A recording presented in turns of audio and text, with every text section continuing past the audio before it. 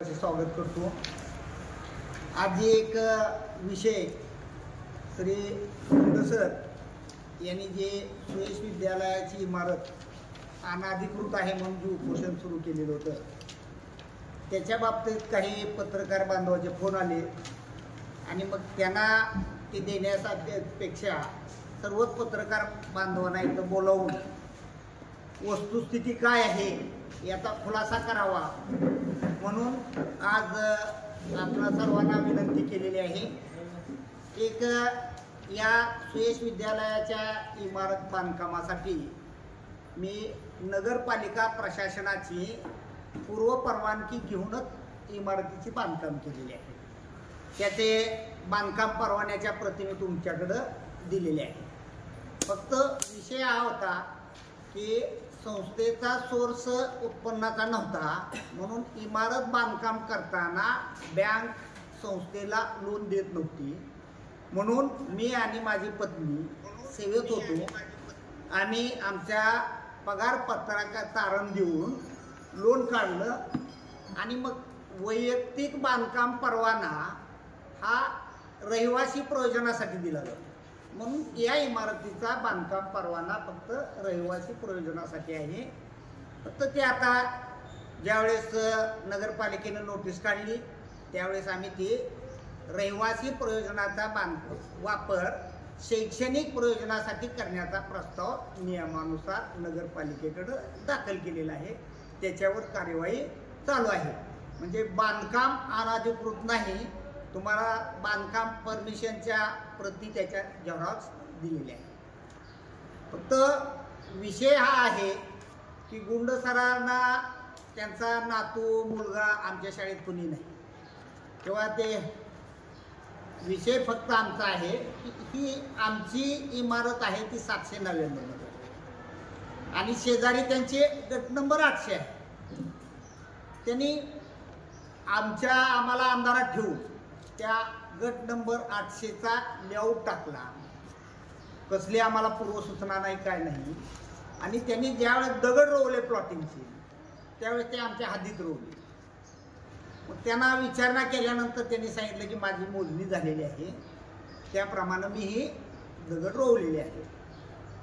मग दुसरा विषय म्हणलं की आपण या जागेची मोजणी कोर्ट कमिशननं करून हद्दीखुरा निश्चित केलेली आहे, त्याचे नकाशे माझ्याकडे आहे। म्हणलं सर आपण या नकाशाप्रमाणे करू, ते मला मान्य नाही, माझी मोजणी झाली त्याप्रमाणे लेआउट टाकलेलं आहे, याच्यात बदल होणार नाही। आणि मग नाविलाजानं ते ऐकलं नाही म्हणून मी मेहरबान कोर्टात एक दावा दाखल केला। तो दावा कोर्टानं त्यांना बिलिपामार्फत समन्स पाठवलं, त्यांनी ती टाळाटाळ केली। RPDनं कोर्टानं समन्स पाठवलं, तीही घेतलं नाही। आणि मग शेवटी कोर्टानं दैनिक तरुण भारतमध्ये एक त्याने उपस्थित राहावं म्हणून ते जाहीर प्रसिद्धी केली किंवा आपण या तारखेला असं उपस्थित राहावं। आणि मग हे झाल्यानंतर त्या कोर्टात दावा दाखल केल्यानंतर त्या लेआउटवर आम्ही लीज पेनल्टी रजिस्टर केलेली आहे, म्हणजे त्यांना ते प्लॉट विकता येत नाही। आणि मग तो दावा काढून घ्यावा याच्यासाठी ही त्यांचं उपोषणाचं आत्मदहनाचं ब्लॅकमेलिंग चालू आहे। आम्ही त्या दाव्यात दुसरी काही मागणी केलेली नाही किंवा गट नंबर 700 आणि गट नंबर 800 याची कोर्ट कमिशन मार्फत सरकारी मोजणी आणून मधली हद्द निश्चित करावी। आमच्याकडे जे काय जर आला भाग तर आम्ही ते सोडून देऊ, तुमच्याकडे आला तर तुमचा लेआउट तुम्ही पलीकडे घ्या, एवढीच मागणी आहे। फक्त त्यांना ते करायचं नाही, त्यांना माहीत आहे की आपण शाळेच्या जागेत अतिक्रमण करून लेआउट टाकलेलं आहे। त्यांना बरेच त्यांच्या नातेवाईकांनी सांगितलं परंतु त्यांची मानसिकता नाही म्हणून ही कोर्ट प्रकरण आहे। कोर्ट प्रकरण विड्रॉल करून घेण्यासाठी ही त्यांचा ब्लॅकमेलिंगचा प्रकार आहे। या बाबतीमध्ये काही शासकीय मोजणी वगैरे याच्या अगोदर काही झालेली आहे ना? शासकीय मोजणी झालेली आहे, त्या शासकीय मोजणीचे नकाशे माझ्याकडे आहेत। की 1996ला जैन मंदिर ज्यावेळेस आलं या 799चा पूर्ण गटाचा ही मोजणी झालेला नकाशा। इथं जी दिसते ही त्यांचे अतिक्रमण आहे त्यावेळेचे, फक्त त्यांनी खालचा पॉईंट अलीपूर रोडकडचा फक्त इथं बाजूला घेतला, मधली वहिवाट तशीच ठेवली. आपली ही कोर्ट कमिशन मार्फत मोजणी झालेली आहे. म्हणजे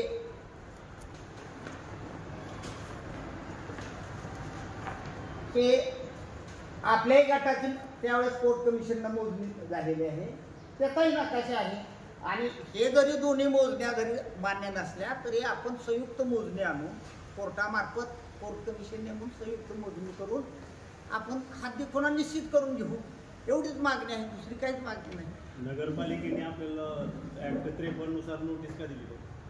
आपण हे फक्त वापराच्या प्रयोजनात बदल होता. आपली परवानगी रेसिडेन्शियल आहे आणि आपण त्याचा वापर शैक्षणिक बाबीसाठी करतो, म्हणून वापरातला बदल म्हणून त्यांनी अनधिकृत म्हणून त्यांची नोटीस काढली. या जमिनीविरोधात कुठं कुठं वाद चालू आहेत आपले?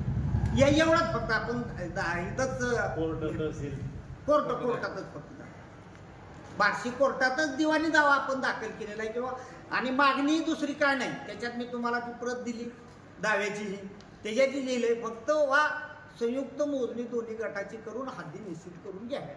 आपल्या विद्यालयाला खेळाचं मैदान आहे का? खेळाचं मैदान खालच्या बाजूला आहे आणि आता आपण या रोडच्या पलीकडच्या बाजूला 1 एकरचं ग्राउंड विकत घेतलेलं आहे. तुम्ही हस्ते परहस्ते गुंड सरांना कधी त्यांच्या जमिनीची मागणी केली होती? नाही, मला आता सुद्धा ते म्हणत होते. मी म्हणलं आमचे काहीच नाही, फक्त तुम्ही आमचे जे हद्द येईल तेवढीच फक्त हद्द सोडा, आम्हाला तुमच्या जागेची थोडी सुद्धा गरज नाही. खालच्या बाजूला तर आपण इथून तिथे गेल्यावर जी मुलं टीमनं खेळणार आहेत त्याच्यासाठी मी कंपाऊंड बोर झाडेही लावून 1 एकरचं मैदान इथंच बाजूला घेतलं. हो, गुड सर ते ज्यावेळेस माझ्या तक्रारी केल्या त्यावेळेस मी त्यांच्या इथल्या 3 शाळा आहेत, जनसेवा हायस्कूल बार्शी, तिथंच एक शहाजीराव भड प्राथमिक विद्यालय बार्शी आणि गाडेगाव रोडला एक शिवाजीराव गुंड प्राथमिक विद्यामंदिर बार्शी आहे. म्हणून मी त्यांच्या आपल्या याचे त्यांनी मागणी केल्यानंतर मी त्यांच्या बांधकाम परवान्याची मागणी नगरपालिकेकडे केली. नगरपालिकेनं त्यांना सांगितलं की मला लेखी दिलं किंवा त्यांनी या इमारत बांधकामाला परवानगी घेतलेली नाही. त्याच्यामुळं नगरपालिकेनं आमच्यावर जी कार्यवाही केली त्याप्रमाणे त्यांनाही 53च्या नोटीस दिलेली आहे. परंतु त्यांची मुदत संपली, नगरपालिकेने त्यांच्यावर काही कार्यवाही केलेली नाही. मी मात्र मला जी नोटीस मुदत होती 30 दिवसाची त्याच्या अगोदर मी ह्या प्रयोजनाच्या रिवाईचा प्रस्ताव मुदतीत सादर केले. आपल्याला परवाना वाणिज्य रहिवासी नाही, रहिवासी आपण घेतला. रहिवासी वैयक्तिक याला त्या शैक्षणिक परवानगी देत नव्हती म्हणून आपण त्यावेळेस रहिवासी परवाना घेतलेला आहे. तीच फक्त परवाना वापराचं प्रयोजन बदल्याचा आपण रिवाईज प्रस्ताव दाखल केलेला आहे. नगरपालिकेने कारवाई केली नाही, त्याच्या विरोधात तुम्ही पुढे जाणार आहात? आपल्या सत्सदबुद्धीला ती पटत नाही किंवा आता तिथं काही विद्यार्थी स्लम एरियातले शिक्षक घेतात, त्यांची इमारत पाडणं हे नैतिकदृष्ट्याही योग्य नाही आणि त्या बालकांच्या शैक्षणिक नुकसान करणंही बरोबर नाही. नगरपालिकेने त्यांचं कर्तव्य करावं. आपण काय त्यांनी नोटीस दिली त्यांची इमारत पाडावी म्हणून आपण गुंडसरसारखं उपोषण हे करू नये, हे एक माझ्या सत्सदबुद्धीला वाटतं. आपण सर या अगोदर 2 शासकीय मोजण्या केल्या, तर त्यांनी पण काही शासकीय मोजणी केलेली आहे का? त्यांनी मोजणीची प्रोसिजर असते की त्यांनी जे लगतचे सहधारक असतात त्यांना नोटीस द्यावी लागते. तशी नोटीस ही काही दिलेली नाही. सगळं बनवाबनवीचं रेकॉर्ड तयार केलं.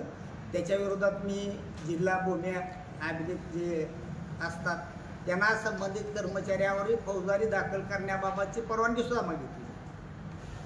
आणि आता संयुक्त आपण म्हणताय की संयुक्त आपण मोजणी करूया, आमची तुम्हाला मान्य नसेल किंवा तुमची आम्हाला नसेल तरी संयुक्त करू जेणेकरून ती मान्य होईल, तर त्यासाठी ते तयार आहेत का? ते नोटीसच घेत नाहीत ना. फक्त आपल्या याच्यात जे आहे त्या दाव्यामध्ये तुम्हाला प्रत दिली, याच्यापेक्षा वेगळी मागणीच नाही.